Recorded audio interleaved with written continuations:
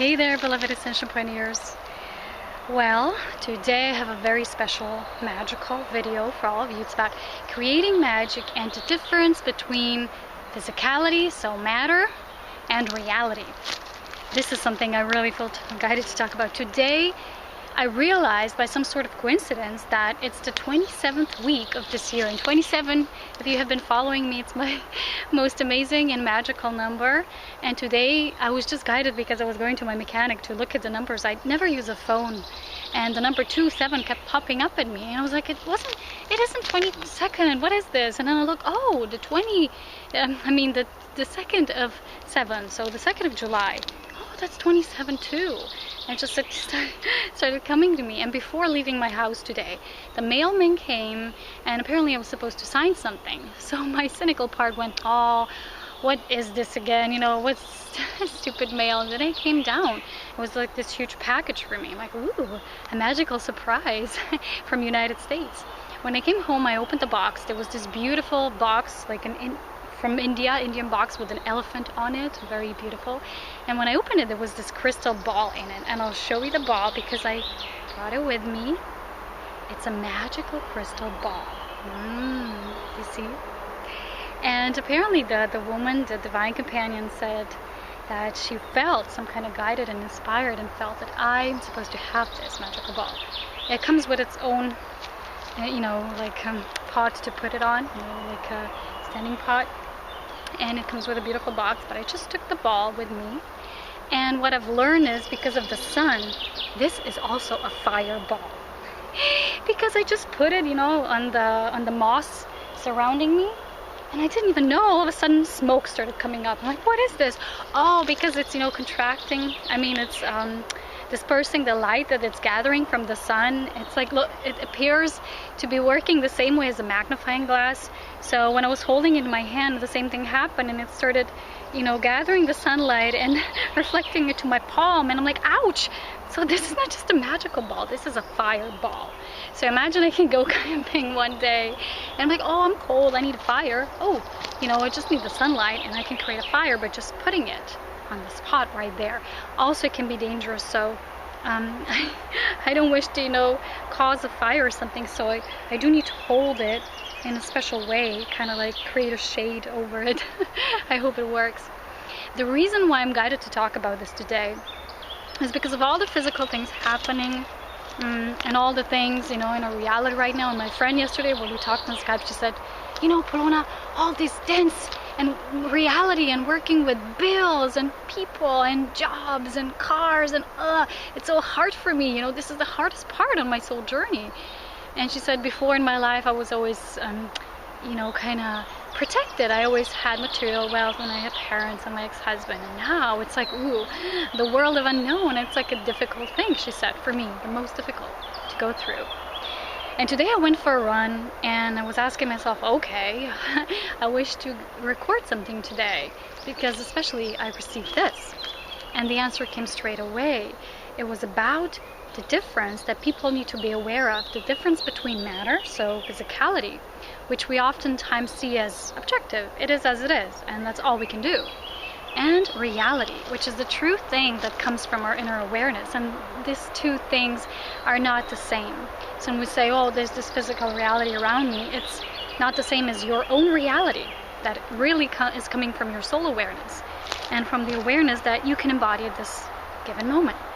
What this ball, before I even was working with it and touching it, what the guidance that was shown to me today was the world of reality, the true awareness of soul, basically of spirit. It's like in the bowl. Because remember this, where you have the observer, which is basically the perception, the state of awareness, no matter where the observer will stand, it's the same like with the light of the sun, no matter how you put it, it's like instantly there, and instantly it reflects it, and ouch, it's hot. The moment you put your finger like this, it's burning hot. That's a very interesting thing, but no matter how you turn it around, it's a circle, it's a globe. So when you have the reality that you are experiencing, and the absolute reality of spirit is when you are looking at a bowl, no matter from which perception you'll be looking at it, you will always see a circle, you will always see a sphere. It will always look the same. Of course, if it's a translucent one, you will see different things mirrored in it. But I really don't wish to burn anything, so I'm gonna put this in my backpack because it's really sizzling hot. I don't want to burn anything here. This forest is a beautiful one. Anyway, so when you're looking at a sphere, it's like looking at spirit. No matter where you're standing, the absolute reality always remains, and it's the spherical, this spiraling thing. But if you look at the physical, the dense realm, the matter, you will always kind of imagine like a square, or there's other geometrical forms within sacred geometry that describe it well. So if you look at a square, you know, not just a square like a shape, but a third dimensional square, you have a cube. I meant a cube, yeah, not a square.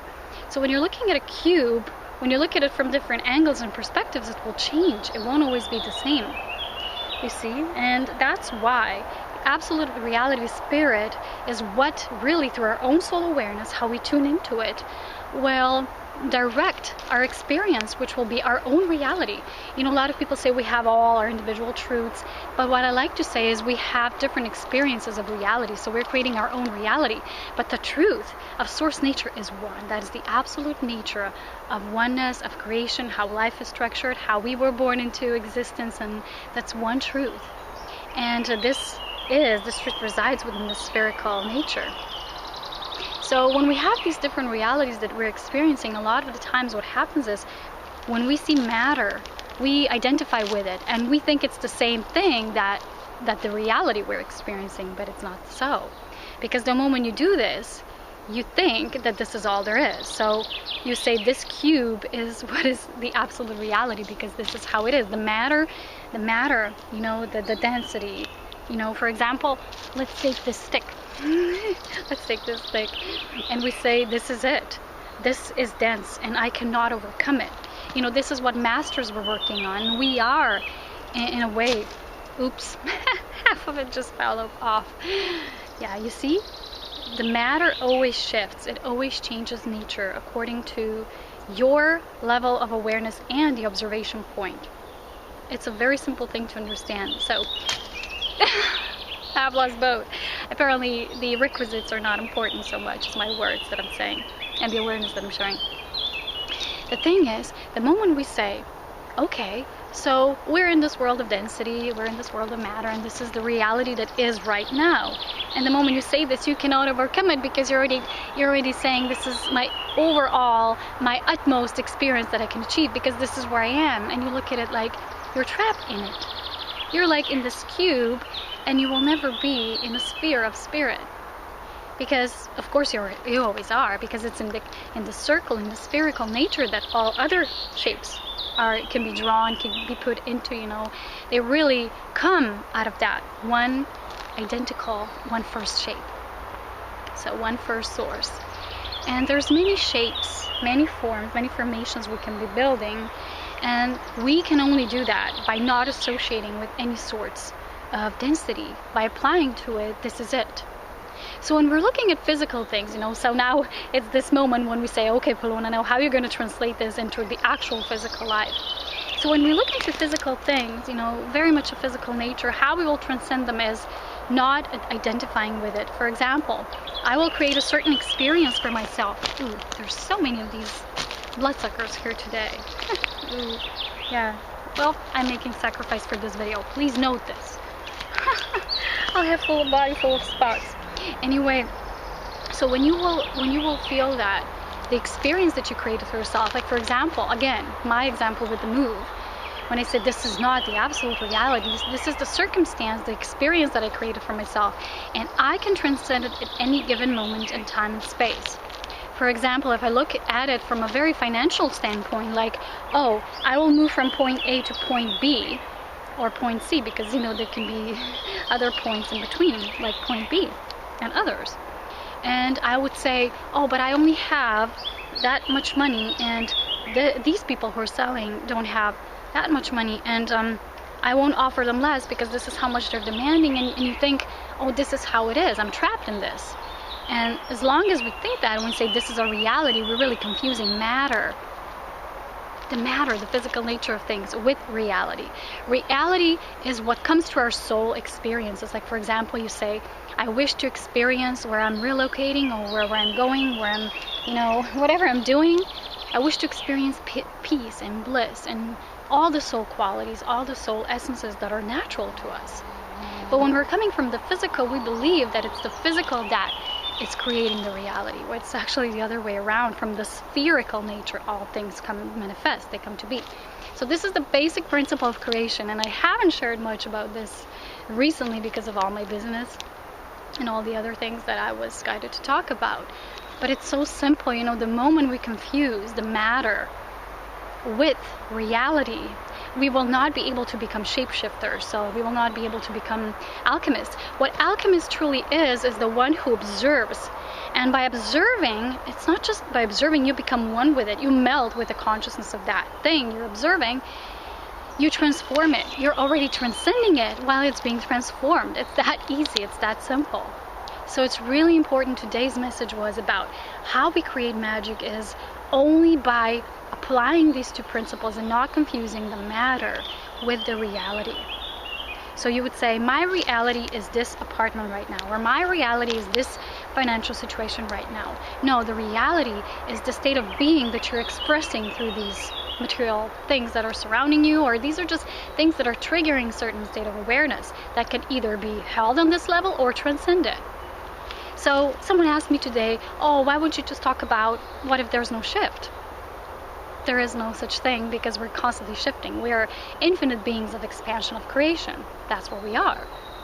Even when we think we're not expanding, we're really expanding. It's how it goes. It's so in the spherical nature of things in spirit.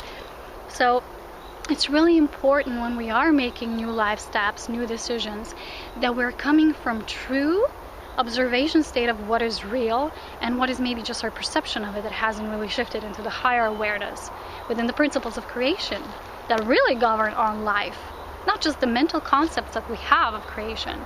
So by me saying, well, this is my situation right now, and I confuse that for reality.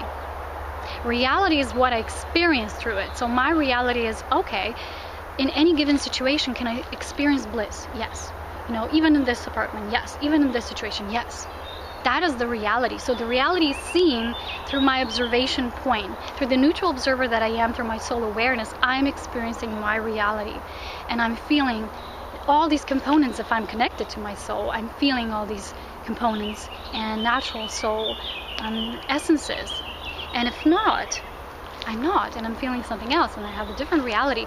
But the matter, the circumstances, the situations, the people, everything that is physical in nature is not describing the component of reality.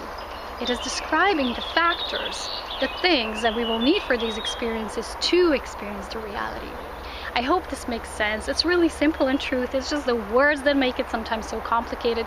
It's not always easy, to translate the higher divine principles into the truth, into dense physical words. Words, again, are very limiting. So I think this is where I will finish this video. I don't want to make it too long, because most of my videos lately are so long, because I share all this nature and all this bliss. So why I call this magic, why I call this video Creating This Magic, is because only through being aware of this, we can really claim back the essence of us being magical beings. And that is why I call myself a magical being, because no matter what is happening in my reality, I'm always transforming it, and I am actually alchemizing it with this. The moment something is being transformed, there's already alchemy there. The physical nature is transforming because your reality is influencing it, because you are changing the state of being within which you reside. And that's how you discover your magic. The magic is not in the outside. It's not the circumstances around you. For example, I prefer mountains, but I can't experience that magic in the woods. So that's not my reality. Then I'm already becoming identified with the physical nature of things. See? With surroundings, with the external, with conditionings. But my reality is that which I feel from within. And my reality always comprises of purity, of humility, of peace, of joy, of infinite expansion, and of radiant bliss, which all is encompassed in attributes that I would just call magic, or our natural state of grace. And who we truly are as divine love. So thank you for listening, and do continue to read my new blog, Diary of a Ascension Pioneer. I have to go before I'm all bitten here by all these numerous blood-sucking insects. And that's it. I'll see you all soon, and take care. So much love. Bye.